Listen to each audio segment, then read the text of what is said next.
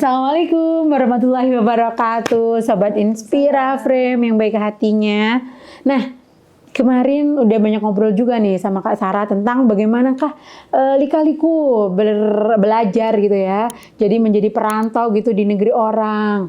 Ternyata inspiratif banget. Nah, gara-gara inspiratif nih, ini harus lanjut nih kan ya. Karena asik nih. Nah, habis dari Taiwan nih, udah S2, udah keren nih. Nah, mesti ini banyak universitas nih di sini tuh yang udah pengen nampani nih. Atau mungkin ini ya punya bakat meneliti, mau jadi peneliti dan sebagainya. Tapi ternyata kita dipertemukan dengan nasibnya hampir sama, memilih untuk di rumah. Nah, kira-kira apa nih jadi motivasinya? Kenapa udah jauh-jauh tapi ternyata kok aku berkarya di rumah aja deh kayak gitu? Kenapa nih? Sebenarnya awalnya enggak, Mbak. Baiklah, salah sangka. Awalnya nggak pengen berkarir di rumah. Jadi awalnya aku pengen S2 itu karena aku pengen berkarirnya di luar. Dulu cita-citaku kan jadi dosen. Oh gitu, dosen. Iya sih, kelihatan banget soalnya. Aku mikirnya juga dari dulu Kim mesti dosen gitu kan. Pembelajar kan, learner gitu kan. Terus dulu waktu S1 ngelihat lowongan dosen tuh, wah kayaknya boleh nih, aku punya cita-cita pengen ngajar di sini, pengen ngabdi di sini gitu. Jadi aku udah punya list nama univ yang pengen aku daftar dulu gitu kan. Cuman ngelihat lowongannya, oke, jadi dosen harus S2. Oke, terus S2 dulu. Jadi berarti kalau aku mau daftar ke sana aku harus S2 dulu gitu. Terus udah dia ngantongin izin kan dari orang tua, oke, kamu boleh S2 gitu. Silahkan kalau mau S2. Jadi waktu itu aku izin dulu ke orang tua. Bu, aku pengen kuliah S2. Tapi kalau aku kuliah S2 kan aku harus nyari beasiswa nih. Jadi aku nggak bisa langsung lulus kuliah gitu kan. Aku izin, aku nganggur dulu setahun. Oh iya. Dulu sempat ya? Iya, nganggur dulu setahun. Karena kan harus nyiapin itu kan kayak berkas-berkasnya buat beasiswa segala macam kayak gitu. Terus aku nggak nyangka dong ibuku, oh ya nggak apa-apa, nganggur setahun aja ya gitu. Untuk ini ya, merendah untuk meroket. Diizinkan tuh aku nganggur setahun. Jadi aku selama setahun itu kerjaannya tuh kayak baca-baca riset, nyari-nyari kampus kayak gitu. Nah, terus dari situlah akhirnya sampai aku dapat beasiswa ke Taiwan itu. Nah, dapat beasiswa ke Taiwan, pulang masih pengen jadi dosen. Terus akhirnya kampus yang aku inginkan itu dia buka lowongan. Yang itu. Tahu aku. Terus akhirnya aku masukin lamaran kan ke situ. Cuman ternyata ketika lulus S2 yang diminta S3 dong. Serius? Iya. Sekarang dosen S3 ya? Kebanyakan harus S3 walaupun ada beberapa yang S2, tapi waktu itu jurusan dan kampus yang aku pengen tuh syaratnya S3. Oh gitu, karena itu ya. Terus. Jadi kan otomatis nggak lolos di administrasi ya. Terus ya udah nggak apa-apa, nggak lolos di administrasi. Cuman waktu aku daftar itu, aku juga emang udah kerja dari rumah. Jadi habis lulus itu aku nggak nganggur. Alhamdulillah itu aku ada kerja online. Jadi ini editor, apa sih namanya, bentar. Yang penerjemah itu bukan sih? Bukan. Jadi audit ngedit jurnal tuh nggak sih dulu? Bukan. Jadi editor monitoring. Jadi editor untuk memonitor pemberitaan sebuah perusahaan atau instansi kayak gitu. Oke. Terus tapi karena gara-gara jadi editor itu akhirnya pengen jadi punya perusahaan sendiri gitu ya? Jadi itu kan gimana? Di situ tuh fokusnya adalah pemberitaan tentang perusahaannya sendiri.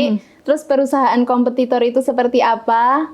Terus dari situ kan kita selain memberitakan itu, aku juga bikin laporan bulanan ya tentang perusahaan yang aku handle itu. Oh ternyata perusahaan ini tuh kemajuannya apa. Terus minus atau pemberitaan negatif dari perusahaan itu apa yang perlu diperbaiki. Terus dari perusahaan lawan atau kompetitornya itu mereka mengungguli di bidang apa atau ada kesalahan apa di bidang itu kamu pelajari semua berarti ya? Aku jadi kayak logika berpikirku jadi jadi punya logika baru. Oh berarti kalau aku bikin perusahaan bisa nih, aku belajar dulu dari kompetitorku. Aku tuh pengen jadi perusahaan seperti apa gitu. Oh ATM ya, mati tiru modifikasi tuh dipakai. Jadi aku pengennya di bidang ini. Oh berarti aku cari nih perusahaan yang udah bekerja di bidang itu apa aja kayak gitu. Oke, berarti setelah itu akhirnya mantap gitu ya bikin perusahaan. Mantap. Iya, waktu itu punya cita-cita. Jadi waktu itu cuma punya cita-cita aja, Mbak. Aku punya cita-cita nih. Aku kan suka sama buku anak. Terus aku di rumah tuh dari aku SD punya perpustakaan yang aku buka buat umum. Jadi anak-anak di kampungku itu dulu kalau mau baca buku bisa ke rumahku.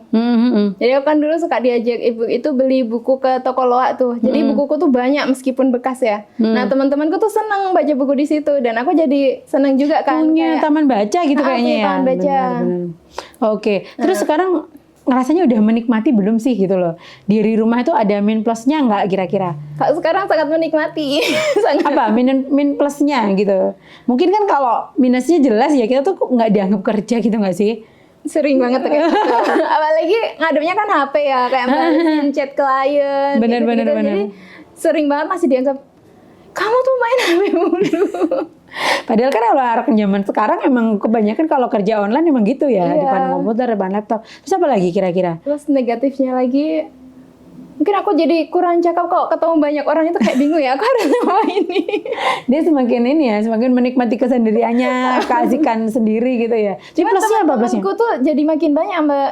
Malahan tapi lewat online. Iya, lewat online. Jadi kenalan-kenalanku itu justru teman-teman yang dulu aku nggak pernah menyangka aku bakal punya komunitas dari ilustrator, penulis, dan itu tuh aku temukannya di dunia online. Dan itu sangat terbantu ketika kemarin COVID sebenarnya. Oh malahan, berarti momentumnya pas ya? Pas COVID.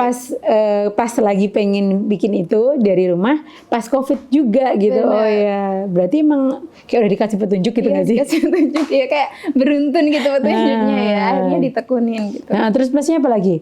Kalau tadi dapat teman banyak gitu, atau mungkin bisa istirahat sewaktu-waktu, tidur siang mungkin? Jadi jadwal kita itu kita yang ngatur sendiri ya. Jadi kapan aku mau masak, terus kapan aku mau ngerjain kerjaanku. Kan ini ya banyak ngedit, nulis kayak gitu. Jadi aku bisa milih sih kapan aku mau kerja gitu. Jadi kalau misalnya aku masih males nih mau entar siangan aja, ya udah berarti aku tinggal switch aja kan kerjaannya, kerjaan rumah sama kerjaan yang nulis buku-buku. Tapi ini pernah nggak ngerasa misal jadwalnya kedodoran banget gitu loh, karena udah saking malesnya akhirnya tidur aja seharian gitu, pernah nggak?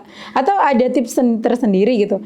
Hari ini aku punya jadwal kayak gini atau gimana gitu? Cara membaginya kayak gimana Kalau aku tipikal orang yang aku harus tahu nih hari ini aku mau ngapain. Kalau misalnya aku nggak terplanning hari ini aku mau ngapain, ambiar udah sehari itu. Tidur gitu? Enggak, Nonton. ya kayak bingung gitu, aku mau ngapain ya gitu. Tapi nggak kepikiran aku harus ngapain dulu tuh kayak nggak terbayang gitu. Akhirnya malah melakukan hal yang mungkin nggak begitu penting akhirnya gitu ya. Jadi kayak cuma ngelamun, terus scroll sosmed. Kok bisa ya ngelamun?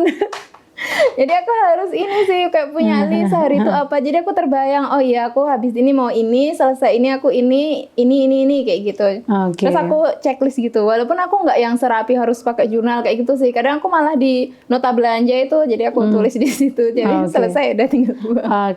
Oke, Sobat Inspira Frame. Nanti kita setelah ini bakal menggali terus nih. Perusahaan apa sih yang sudah dibangun oleh Kak Sarah gitu kan. Nah tapi sebelumnya kita dengerin dulu nih pesan atau kesan ya, bukan pesan-kesan ya. Lebih ke tips apa gitu loh. Supaya kita tuh juga produktif gitu di rumah. Biar produktif di rumah. Terutama mungkin harus tahu dulu ya. Kamu tuh sukanya apa dan bisa kayak ngerasa lebih bermanfaatnya itu ketika di rumah tuh melakukan kegiatan apa. Enjoy-nya di mana enjoy-nya gitu di mana. Karena kalau di rumah udah sibuk gitu kan, tapi ternyata nggak ngerasa feel-nya nggak dapet juga gitu. Jadi kayak cuma ngerasa capek. Cuma melakukan sesuatu tapi nggak ada ruhnya gitu ya, nggak ada makna gitu ya.